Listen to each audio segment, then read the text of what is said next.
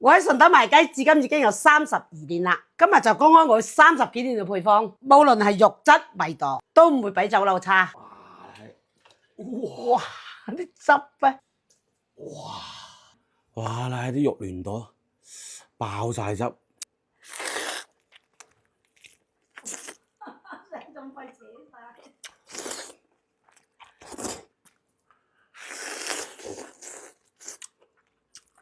呢啲先叫做豉油雞，30幾年前嘅味道，咩酒樓都冇咁好食啊！呢啲先叫做骨生肉不生。首先買2隻清遠雞就原料，呢個配方我放喺視頻最後邊，記得點讚轉發，咪先第日想食嘅時候揾唔到。要味道乾乾淨淨，仲有個屁股啊，一定要洗乾淨佢，鼻哥又要擠乾淨佢，擠晒啲血出嚟。如果食雞後嗰啲仲要揞埋個嘴添。剁嗰隻腳出嚟，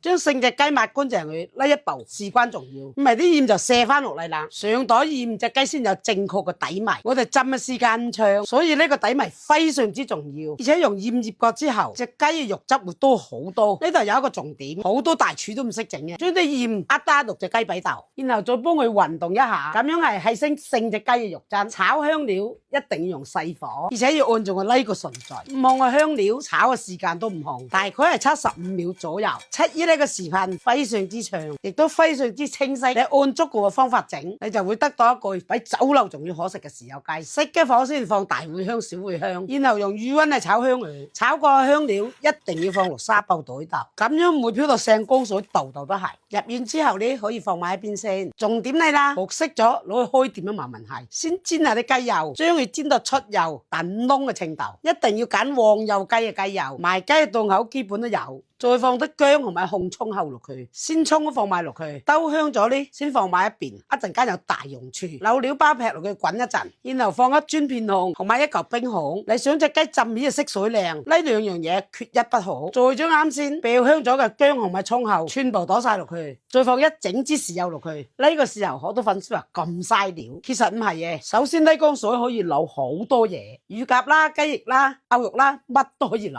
另外係，如果你淨係用少少豉油流出嚟，係無論如何都達唔到如呢種味道。如果你出去食，命當酒樓都會係前整好，而肉質就下降咗1個檔次。所以你想去味道好、肉質好，就只能夠自己整。再放大半碗嘅攞抽落去，增加豉油雞嘅色水。貝桂流酒大概放3次羹左右。一開始先放1大羹鹽。呢缸流水配方當時30萬我都唔賣，呢間免費公開。用滾水落隻雞，咁樣而上色可多。後面就係我哋正常嘅3起3落啦，就係為一隻雞內外溫度保持一致。如果你就咁放落去浸呢，一係裏邊生，一係就外邊熟過後，所以保證每一次裏邊嘅流水都要全部倒晒出嚟。重點嚟啦，一定要放嗰隻雞落去之後，再將啲鹽味補齊呀。10斤水，最終係3大羹鹽，一缸水嘅味道肯定比你平時食嘅嘢欠可多，咁樣先啱。呢煲流水啊！扭雞腳啦，扭豬後屁啦，扭雞翼噶，扭乜嘢都可食嘅。嗱，我哋等佢呢啲水滾啦，嗱，喐喐動動滾啦，我哋可以關火啦。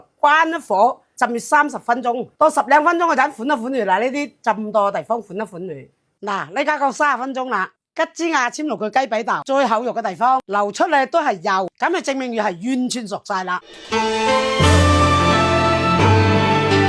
製作商業級嘅配方唔容易，如果大家中意七姨嘅視頻，你就點讚關注支持下七姨啦，我會經常整啲地道順德美食。